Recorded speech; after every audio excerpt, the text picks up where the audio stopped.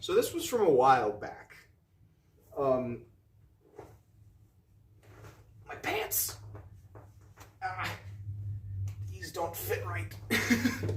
Like, when I was, like, around 8, 9 years old, I decided that I decided that snowboarding looked cool. And, I decided that snowboarding looked cool. So, I wanted to try to take up snowboarding. Not as, like, a big old hobby that I do, like, all the time, but I decided that I wanted to take up snowboarding because it seemed like a lot of fun.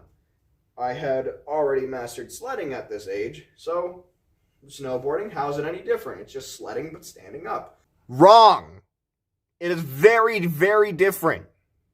So, my mom thought, hey, that's cool, we found something he's interested in, other than playing with sticks outside. So, she decides to, as a gift, buy me a snowboard. It was just a cheap Walmart brand snowboard. And she gives it to me, middle of winter, and we go out to a sled hill. That's what they're called, sled hills. And calm down. So we get to the sled hill. I set up. We're all having fun. I go down in the sled a couple of times with my younger brother, and I go up to my mom and I ask her if I can take my snowboard out for a ride and see if I can't get any good at it. This was probably the worst place that I could have tried snowboarding for the first time, because the hill was like flipping this, and I am 9 years old, snowboarding for the first time ever. So I grabbed the snowboard out from the car and set it up. And this isn't a professional snowboard, not in the least. It looked like a skateboard without wheels. And there was a couple of rubber pads where you were supposed to put your feet instead of there being a big thing of sandpaper on top. So there were no footholds. This is important later. So I set it up. I'm having a good time. We're tried a couple of times. The first two, 3 times I go down. I ended up swerving off the path, so I ended up stopping short, but I stood up. Stopping was a little bit difficult, but it was fine. I then decided to, instead of going on the side of the snow hill, the sledding hill, I would go down the middle. This turned out to be an incredibly bad idea because I don't know what I'm doing, and I am now going on the steep part where I can't just go into a snowbank and stop whenever I feel like I'm going too fast. So I set up my snowboard. I go in for the middle of the path, or the middle of the hill, and I go down. It starts out great at first. I'm keeping my balance. I'm doing the cool stuff. I managed to swerve from left to right a little bit. May or may not have been intentional. And it was impossible to see it from my perspective, because snow is, perfectly white, and it was a bright day outside, so like the glare from the snow made it very difficult to see. But there was a giant bump, like a ramp, that they made in the dead center of the flippin' the hill. And this ramp was about like 1.5 feet tall. So I'm going down, flipping hill, and all of a sudden I just go whoop up into the air.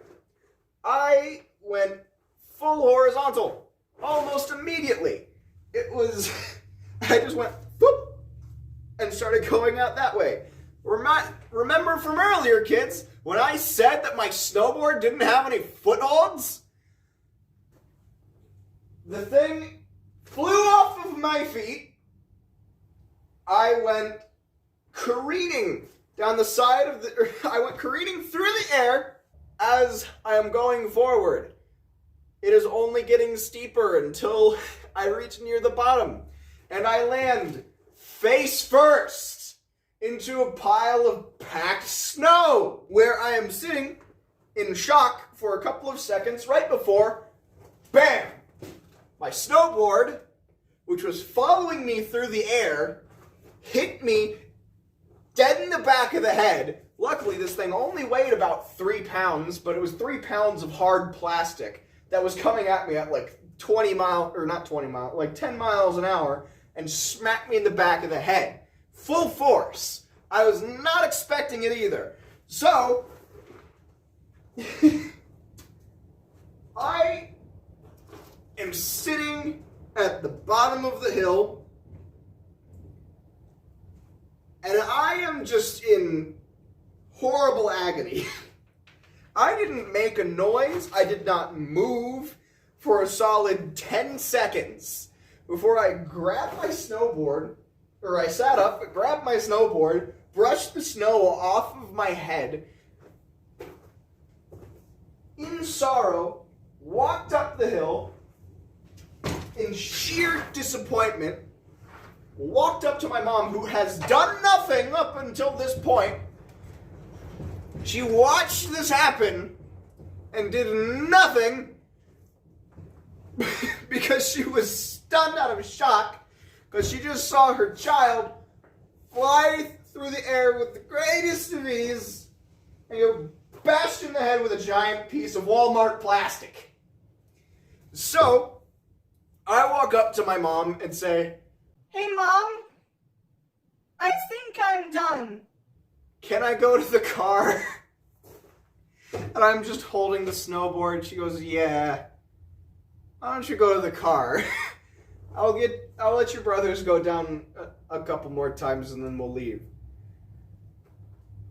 Okay. As I'm walking away, she goes, "Do you want hot chocolate? Do you want to go in and get some hot chocolate?" And I look back at her and I just go, "No, I just want to go home." She's like, "Okay.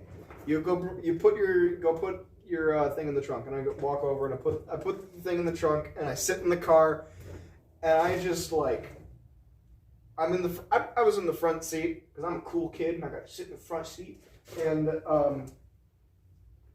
I just sit in the front seat and I'm just staring at nothing, and we went home and I put that snowboard in the garage. I don't think I saw it again.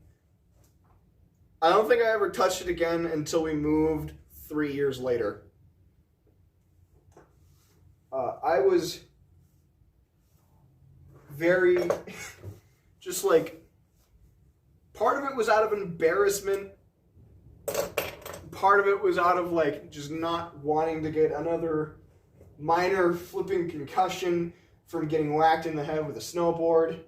And part of it was just like I grew out of the size of the snowboard and I just couldn't use it anymore. And it was not great. It was a fun time, and it was a fun time while it lasted. But come back for the second part of this story when, in the next video. This is leading up to something very special. I assure you.